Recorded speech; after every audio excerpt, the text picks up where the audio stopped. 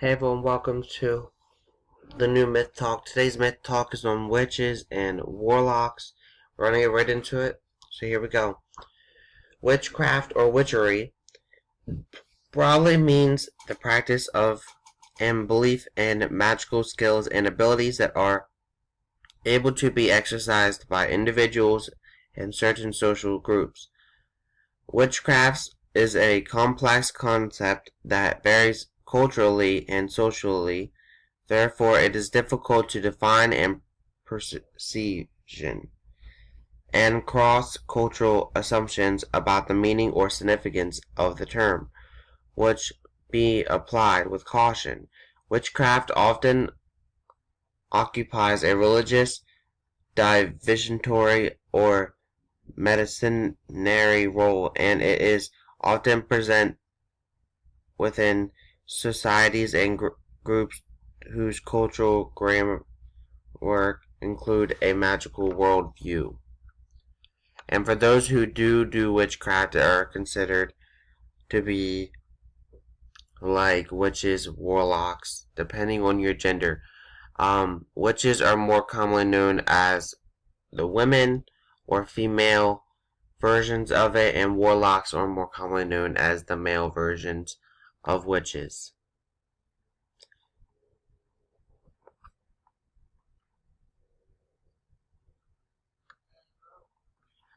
The concept of witchcraft and the belief in its existence have perceived throughout recorded history. They have been present at various times and in many diverse forms among cultures and religions worldwide, including both primitive and high advanced cultures, and continue to have an important role in many cultures today. Scientifically, the existence of magical powers that were excuse me, and witchcraft are generally believed to lack crescents and to be unsupported by high-quality external testing. Although individual witchcraft practices and effects may be open to scientific explanation or explained via mentalism and psychology.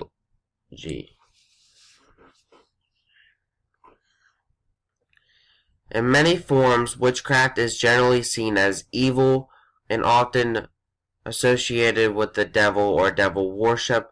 However, there is some conflict between it, saying that some witches can be good and or evil.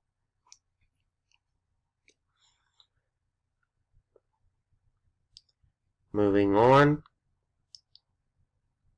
to warlocks. A warlock is a male practitioner of evil magic, or even good magic. You don't know exactly the term of it, but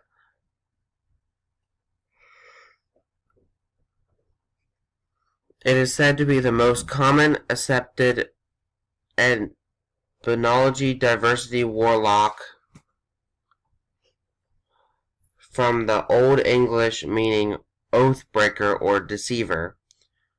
However, in early modern Scots, the word came from to be used as a male equivalent to witch, which can be male or female, but is usually predominant for females.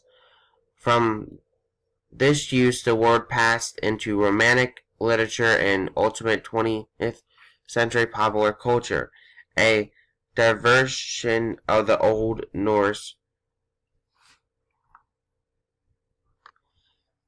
So, at some time there was some beliefs of whether or not people were actually practicing witchcraft, and so that they came to the light, and multiple purations in the New England village of Salem, sparking attacks against anyone who was suspected to be doing witchcraft.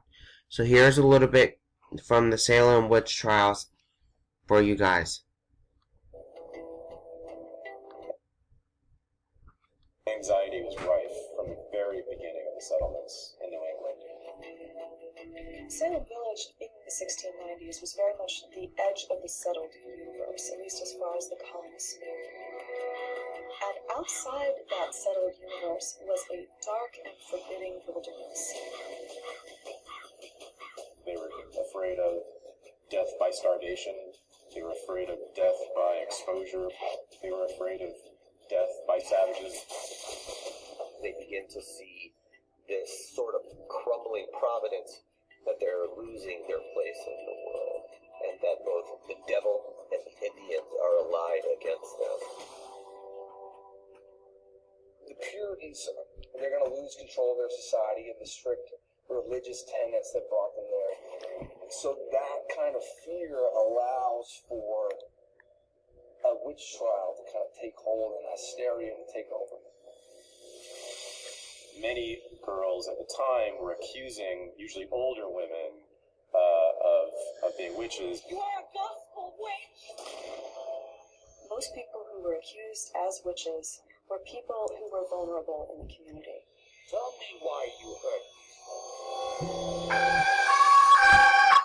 Women at the time were thought to be intrinsically weaker, morally speaking. It was thought that women had naturally ungovernable and lustful natures, which were easily tempted into sin.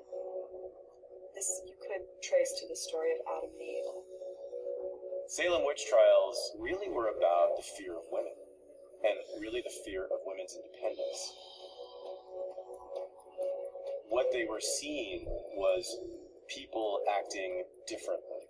Once settlements started to grow, and in particular among girls and women, they started to behave in new and different ways that many men and women found threatening. They were interested in not always living according to Puritan values, and so it's not surprising that there was an attack on the devil within.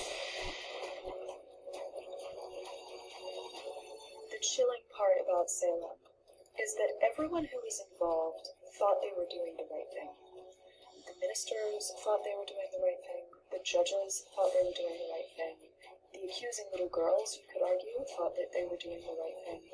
And what happened was that 19 people were put to death by the state because of those good intentions.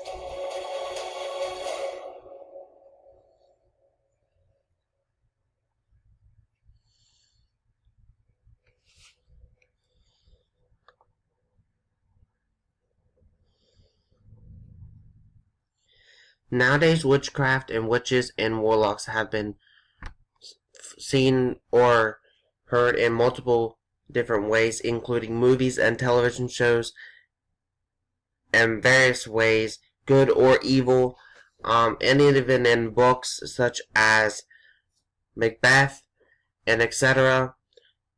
But whether or not we do have actual believers out there of witchcraft, it could be said to be good or bad, and who originally stated that witches were evil or devil worshipping does not really understand the whole thing of witchcraft.